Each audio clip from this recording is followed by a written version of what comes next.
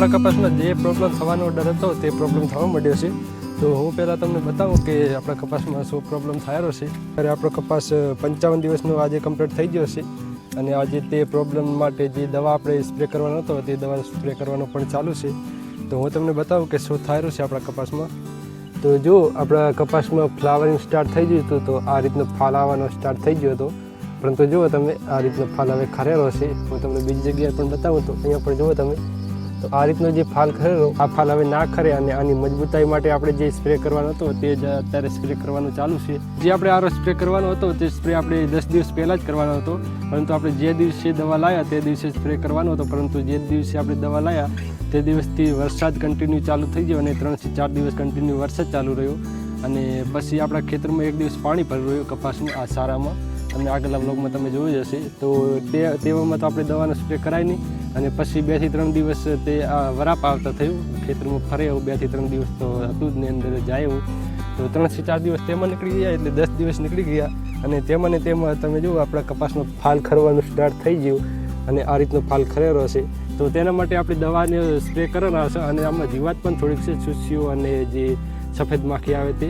તો તે બંનેનો સ્પ્રે આપણે મિક્સમાં કરી દવા અને આપણે છાંટવાના હશે. આના માટે કઈ દવા છાંટવાના હશે તો તેનો વિડીયો આપણી આ ચેનલમાંથી છે જ કમ્પ્લીટ, તેની માહિતી મેં આપી છે. તો તે બંને દવાનો વિડીયો કમ્પ્લીટ મેં તેની ઇન્ફોર્મેશન સાથે મેં આપણી ચેનલમાંથી અપલોડ કરેલો છે. તમે તે વિડીયો ના જોયો તો હું તેની લિંક ડિસ્ક્રિપ્શનમાં આપી દઈશ, તો તમે તે વિડીયો જઈને જોઈ શકો. અને અત્યારે પણ હું તમને બતાવું કે તે કઈ દવા છે અને તે આપણે કયા માપમાં આપણા કપાસમાં છાંટવાના હશે. તો આ પ્રોબ્લેમ ના થતો અને આપણે જો ટાઈમસર દવા છંટી ગયો તો ફાલ ના ખર, પરંતુ વરસાદના લીધે થોડું લેટ થઈ ગયું છે. પરંતુ અત્યારે પણ વાંધો નથી, એટલો બહુ પ્રમાણમાં નથી ખરતું.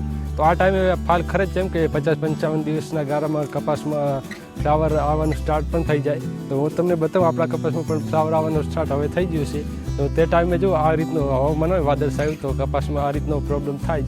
તો તેના માટે જ આપણે 10 દિવસ પહેલાં દવા લાવી અને તેમાં સ્પ્રે કરવાનો હતો, પરંતુ વરસાદના લીધે થોડું લેટ થઈ ગયું છે. અમુક છોડમાં તો હવે ફ્લાવર બેસવાનું પણ સ્ટાર્ટ થઈ ગયું છે. અહીંયા તમને દેખાતું હશે.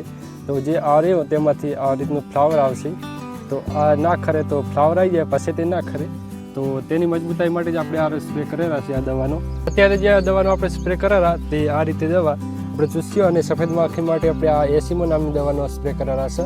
અને જે ફાલ ખરેલો તેના માટે આપણે આરી દવા છે હ્યુમ પ્લસ. તેમાં તમે એલિમેન્ટ બતાવો તો હ્યુમિક એસિડ, એમિનો એસિડ અને ફોલિક એસિડ નામના તેમાં એલિમેન્ટ છે. તમે જુઓ તેની ટકાવારી પણ તેમાં છે જ કે કેટલા પ્રમાણમાં આ જે 500 ml જે રહ્યું તેમાં કેટલા પ્રમાણમાં તે એલિમેન્ટ છે. અને બંને 500 ml જ છે. ત્યાંના માપની વાત કરું તો આપણે જે ઘરેલું પંપ આવે, આપણે જે દવા છાંટવા માટે બધા ખેડૂતો યુઝ કરતા હોય, તેમાં આપણે એક પંપ વાહે અને બંને 50-50 mlના જે માપ રહ્યો આનીમાંથી તમને માપ દેખાતું છે. તો બંનેમાંથી એક ઢાંકણું આપણે ભરી અને પંપમાં નામીએ છીએ. 50 mlનું આ ઢાંકણું છે.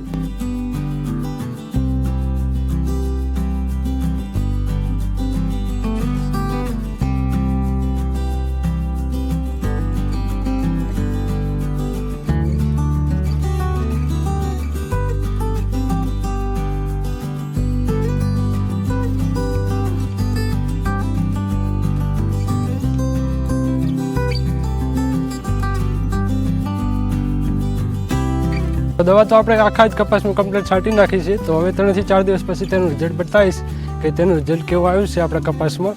જે આપણે ચૂસ્યાની અને ફાલની દવા છાંટી તો જીવાત તેમાં બધી મરી જાય છે કે નહીં, અને ફાલમાં પણ કેવો ફેર પડે છે, તો હું તમને 3 થી 4 દિવસ પછી તેનું રિઝલ્ટ બતાવીશ. તો બસ આજની વિડીયો આપણે આટલા સુધી રાખીએ. તો મળી જલ્દી નેક્સ્ટ વિડીયોમાં.